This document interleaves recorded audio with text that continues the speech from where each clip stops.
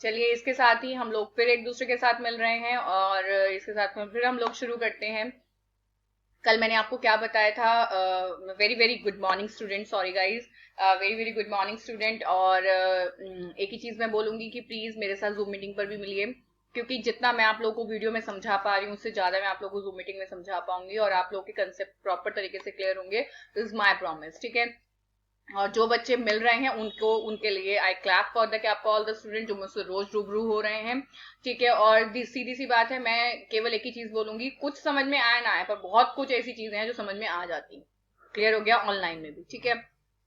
चलिए, अब उसके बाद से बेसिकली जैसे कि मैं आप लोगों को बता ही चुकी हूँ लास्ट क्लास में, I already discuss with you guys कि अगर हम लोग इंट्रा स्टेट अप्लाई करते हैं तो उसके लिए हम पे सीजीएसटी और एचजीएसटी दोनों एप्लीकेबल होते हैं। बाकायदा बार इन वॉइस में मेंशन होता है कि कितना कितना किस किस को जाएगा। और अगर हम इंटरेस्ट रेट क्या करते हैं, आपका इंटरेस्ट रेट सप्लाई करते हैं, तो आईजीएसटी क्या होता है, एप्लीकेबल होता है। क्लियर हो गया? और सीधी सी बात है, GST is the central act. आगे मेरी बात समझ में, ठीक है। तो डेफिनेटली इसके अंदर टैक्स अप्लाई करने की पावर तो किसके पास है? क्या कहते हैं, मतलब सेंट्रल गवर्नमेंट के पास ही है। क्लियर हो गया? अब वो कलेक्शन कौन कौन कर सकता है वो डिपेंड करता है काउंसिल के ऊपर और उनकी म्यूचुअल अंडरस्टैंडिंग के ऊपर। और सम टाइम तो जो आईजीएसटी वो कलेक्ट भी सेंट्रल के द्वारा किया जाता है, बट एग्जैक्टली बटता किसके बीच में? सेंट्रल और स्टेट दोनों के बीच में बटता है, ठीक है। इसके साथ ही मेन फीचर्स ऑफ द क्या आपका लॉ देखिए, सीरीज है determination of nature of supply. सबसे पहले तो क्या है, आपको ये जानना होगा what is the meaning of supply. तो elaborate rule provided for determining the place of supply, बिल्कुल सही बात है। क्योंकि देखिए सीधी सी बात है, जब हम लोग टैक्सेबल इवेंट किसको मान रहे हैं? आपका सप्लाई को मान रहे हैं कि जब वो गुड्स आपकी सप्लाई होगी या वो सर्विस क्या होगी, आपकी सप्लाई होगी। तो उसके लिए हमें ये जानना भी बहुत जरूरी है कि अगर हम लोग जब सप्लाई करेंगे तो वो प्लेस ऑफ सप्लाई क्या होगा। क्योंकि प्लेस ऑफ सप्लाई मतलब जहां से वो सप्लाई हो रही है, या जैसे अगर इंटर स्टेट की बात करें तो location of the supplier and the place of supplier in the same state, बिल्कुल सही बात है।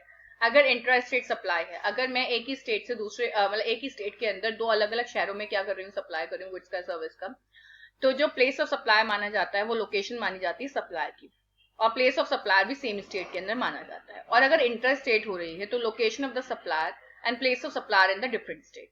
डेफिनेटली मैं आपको बता दूं, क्योंकि इसमें क्या होता है, आपका लोकेशन जो मानी जाती है सप्लायर की मानी जाती है, प्लेस ऑफ सप्लाई माना जाता है इन डिफरेंट स्टेट। ये बहुत इंपॉर्टेंट प्रोविजन है, ठीक है। इसके लिए अगर आपको बिल्कुल ही एडवांस लेवल पर जाकर देखना है तो उसके लिए आप मेरी जूम मीटिंग ज्वाइन करेंगे तो definitely I will explain everything कि क्या कहते हैं जब इंट्रा स्टेट सप्लाई होती है विद एग्जांपल मैं बताऊंगी। वैसे एग्जांपल के साथ तो मैं आप लोगों को अभी भी बता सकती हूँ, ठीक है। I can show you the क्या आपका सम क्लिप्स, ठीक है, इन द क्या आपका, एक मिनट गाइस।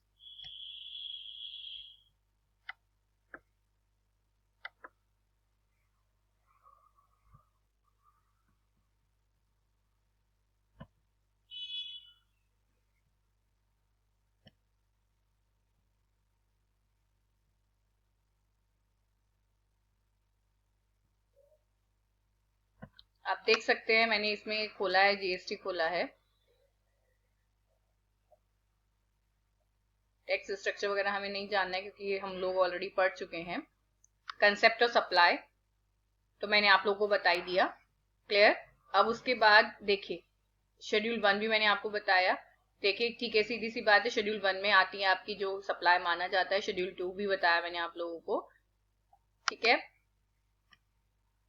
इसके बाद आप लोग देख सकते हैं शेड्यूल 3 भी मैंने आपको बताया कि जिसको शेड्यूल 3 में, चलिए मैं बता देती हूँ आप लोगों को शेड्यूल 3 में बेसिकली कौन कौन सी चीज नहीं मानी जाती है। अगर आप देख सकते हैं कि जो एम्प्लॉयर एम्प्लॉय का जो एम्प्लॉयर एम्प्लॉय को सर्विस देता है, ये जो या फिर जो हमारी बड़े बड़े बॉडीज होती है ना, जो ये स्टैचुरी बॉडीज वगैरह होती हैं, ये क्या करती हैं, आपका बॉडी स्टैब्लिश करती हैं और वो गवर्नमेंट को सर्विसेज देते हैं, ड्यूटी परफॉर्म करते हैं अपने, ठीक है। या फिर फंक्शन परफॉर्म द क्या आपका पार्लियामेंट मेंबर्स, जो पार्लियामेंट के मेंबर्स करते हैं, ठीक है। या फिर ड्यूटी परफॉर्म बाय द क्या आपका any person hold the post in person of constitution में जिन्होंने पोस्ट होल्ड कर रखी है। या फिर नॉन टैक्सेबल टैक्स, जैसे नॉन टैक्सेबल टैक्स में ये चीज जा रही है, ठीक है। या फिर अगर बाहर से हमने कोई चीज मंगाई है और वो अब तक होम कंजम्पशन पे नहीं गई है, मतलब वेयर हाउस में ही है आपकी जमा है, ठीक है। या फिर सप्लाई अगर हो रही है, ठीक है, बाय द क्या आपका consign to any the person और endorsement of document after goods has been dispatch from the क्या आपका port of origin located outside the, मतलब बेसिकली कंसाइन आपको मिली है वो चीज, बट अभी तक वो होम कंजम्पशन के लिए क्लियर नहीं हुई है। तो ये क्या नहीं मानते आपके एक्शनेबल क्लेम वगैरह, other than battery, gambling and lottery, ठीक है, सेल ऑफ लैंड, बिल्कुल, फिनरल वगैरह जो हमारे शमशान घाट पर जो सेरेमनी होती है, ठीक है, मतलब क्रिमिनेशन वगैरह होती है, वो इन्होंने इसमें बताया, ठीक है, तो वो इस सप्लाई इसका पार्ट नहीं होता, ठीक है। अब इसमें कुछ चीजें ऐसी हैं जो मिक्स सप्लाई वगैरह, कंपोजिट सप्लाई, मैं आपके साथ अभी थोड़ी सी देर बाद डिस्कस करूंगी, नेक्स्ट क्लास में आपके साथ डिस्कस करती हूँ, ठीक है। सबसे पहले तो आप लोग ये देखिए रेट जो मैं आपको बता रही थी, देखिए सीधी सी बात, 0.25%, 3%, 5%, 12%, 18%, 28%, एंड सर्विसेज के ऊपर 5, 12, 18 और 28 है, ठीक है। कंपोजिशन स्कीम भी मैं आपके साथ बाद में डिस्कस करूंगी, ठीक है। अभी अगर आप ये देख सकते हैं तो क्या कहते हैं, एक तरह से देखें आप प्लेस ऑफ सप्लाई देखेंगे, अभी मैं आपको प्लेस ऑफ सप्लाई बताऊंगी, अभी कंपोजिशन स्कीम ही चल रहा है ये।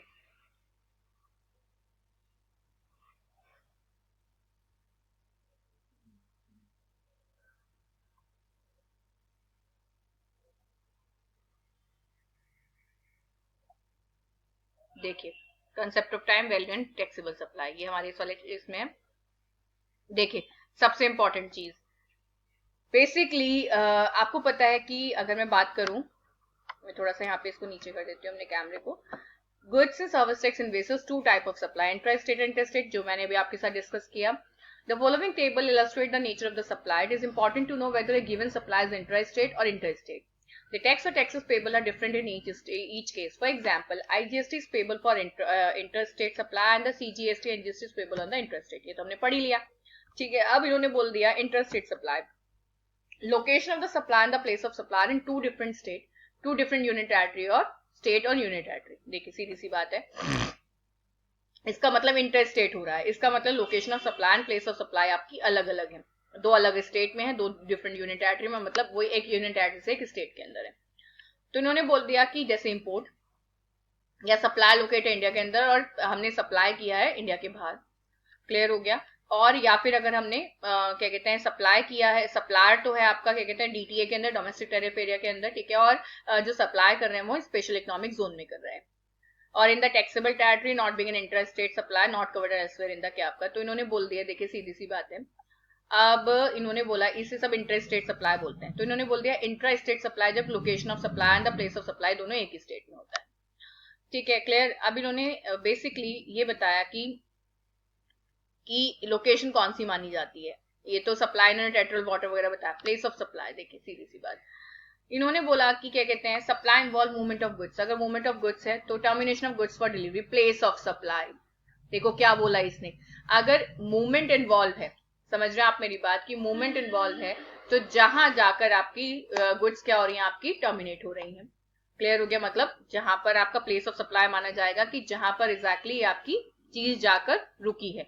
जैसे मैंने अगर मुजफ्फरनगर से आगरा कोई चीज भेजी तो टर्मिनेट मेरी जाकर चीज कहां पर हुई, आगरा में हुई, तो मेरा प्लेस ऑफ सप्लाई हो जाएगा क्या कहते हैं आगरा। अगर डिलीवरी हो रही है direction of the third party, क्योंकि मैंने आप लोगों को बताया कई बार क्या होता है, जैसे मैं दिल्ली से बिलोंग करती हूँ और मेरी कोई ब्रांच है जो कि क्या कहते हैं आपकी आगरा में है, ठीक है, और मैं जिसको ऑर्डर दे रही हूँ वो मध्य प्रदेश में है, क्लियर हो गया। तो उस केस में बेसिकली आप लोग delivery on the direction of the third party, ठीक है, क्लियर हो गया। मतलब डिलीवरी हो रही है किसके कहने पर, on the direction of third party, तो principal place of business of third party. Is it clear. अब मैं इलस्ट्रेशन इसकी जब आपको नेक्स्ट क्लास में एक्सप्लेन करूंगी तब आपको समझ में आ जाएगा। अगर गुड्स का मूवमेंट इन्वॉल्व नहीं है तो location of goods at the time of delivery, बिल्कुल सही बात, ठीक है। तो उस केस में लोकेशन कहाँ की, जहां पर आपकी डिलीवरी होनी थी गुड्स की। अगर इंस्टॉलेशन और असेंबली है तो जहां पर असेंबली हुआ है, इंस्टॉलेशन हुआ है। एंड सप्लाई बोर्ड और कन्वेंस, क्योंकि ऑनलाइन अगर हम चीजें मंगाते हैं तो अल्टीमेटली जहां जाकर वो इंस्टॉल हो जाती है वो प्लेस ऑफ सप्लाई होता है। सप्लाई बोर्ड और क्या आपका कन्वेंस, ठीक है। Location where goods are taken on the क्या आपका बोर्ड, अगर मान के चलो कि हम लोग किसी शिप के थ्रू क्या कर रहे हैं, कोई चीज बेच रहे हैं, ठीक है, तो वो क्या माना जाता है आपका लोकेशन ऑफ सप्लाई माना जाता है। Goods are taken on board की जहां से लोकेशन मानी जाएगी, कहां पे प्लेस ऑफ सप्लाई क्या माना जाएगा, जहां से गुड्स को बोर्ड के लिए लिया गया वो लोकेशन आपकी प्लेस ऑफ सप्लाई माना जाता है। Is it clear. इसके साथ ही मैं आप लोगों के साथ अपनी क्लास को यहीं खत्म करती हूँ, क्योंकि डेफिनेटली मैं अगर इलस्ट्रेशन आपको एक्सप्लेन करने बैठी, ठीक है, तो फिर वो ज्यादा टाइम बीत जाएगा, तो ज्यादा टाइम ना बिताते हुए हम लोग क्या करते हैं अपनी क्लास को यहीं ओवर करते हैं। और एक चीज मैं आपको बोलूंगी कि आज आज जो सिचुएशन चल रही है उसके केस में आप लोगों का प्रोटेक्टेड रहना, सेफ रहना बहुत जरूरी है, क्योंकि जो सबसे ज्यादा मार है इस टाइम पर वो युवा लोगों पर है, मतलब यंग लोगों पर है। और आपके साथ बुरा ना हो, ठीक है, और मेरे बच्चे बचे रहें, ठीक है, वो बहुत जरूरी है। ठीक है, इसके साथ ही टेक केयर गाइज।